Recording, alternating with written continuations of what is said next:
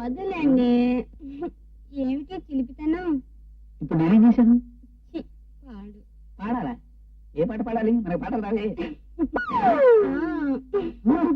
నా ఇంట్లో నేను లేకుండా మంచం మీద రెండాకారాల మీరెక్కడున్నారు? మీరు ఇక్కడ? ఏమిటి అబ్బారా ఇప్పుడు వచ్చావు? ఈ అమ్మాయి ఇక్కడ ఉంది ఏమిటి? మావిడేది? నీ ఆవిడ మీ ఇంట ఉంది. ఇది మైలు కదా? ఇది నా ఇల్లు. మా ఆవిడ ఇక్కడ దచ్చింది. ఇదేమిటి అబ్బారం? ఇది మీ ఇల్లా?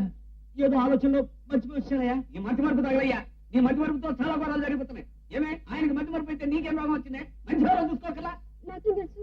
నేనేదో ఆలోచన కళ్ళు మూసి పడుకున్నాను. ఇలాగ పక్కన చేసి దుప్పటి కప్పిస్తే మీరే అనుకున్నాను. అయినా బావగారు భలే చిలిపి. ఆయన చిలిపితనం గురించి నువ్వు నాకు పెద్దగా చెప్పాలా? ఎందుకయ్యా అబ్బారం అమ్మాయిని అలా కోపడతావు? అమ్మాయి చాలా మంచిది, జాగ్రత్తగా చూసుకో. ఈ సర్టిఫికెట్ నాకేం అక్కర్లేదు. నడు బయటికి. నువ్వు అపార్థం చేసుకోకయ్యా, నా సంగతి నీకు తెలుసు కదా. నాకు కొంచెం మతి మరుపు తెలుసు.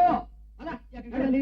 ఇంటికి. తెలుసులేవయ్యా, పక్కింటికే కదా. పోయి ఆరోగ్యం ఏంటో దూరతావా? దాని 3 కాళ్ళు చేతులు ఇచ్చేయగలడు. అది నేను తీసుకెళ్తాను. వద్దు, నేనే వెళ్తాను. ఆ వేణుగాడు జగపతిరావు గారింట్లో గన్ను పిల్లిలాగా దూరాడు. ఆయన సింపతి విపరీతంగా సంపాదించేశాడు. పూనకం వచ్చిన వాళ్ళగా అకౌంట్లన్నీ తెగ చూసేస్తున్నాడట. ఇంకొద్ది కాలం పోయి ఆ ప్రేమను వల్ల వేసుకుంటాడు. అలా జరిగితే నేను ఒప్పుకోను. అక్కడ అకౌంట్లు లెక్కలు చూడటానికి మండపేట అమ్మేసి మెడ్రాస్ కొనే కెపాసిటీ అన్నా ఉండాలి, లేకపోతే బొబ్బర్లం కమ్మేసి బెంగళూరు కొనే కెపాసిటీ అన్నా ఉండాలి. వాడి వల్ల ఏముంటుందిరా, కొన్నాళ్ళకి మతిపోయి బాబోయ్ నన్ను వదిలిపెట్టేసేయండి, నేను ఈ దేశం సరిహద్దులు దాటి పారిపోతాను అని బతిమాలతాడే. ముద్దాయి పారిపోయాక కేసు ఏముంటుంది?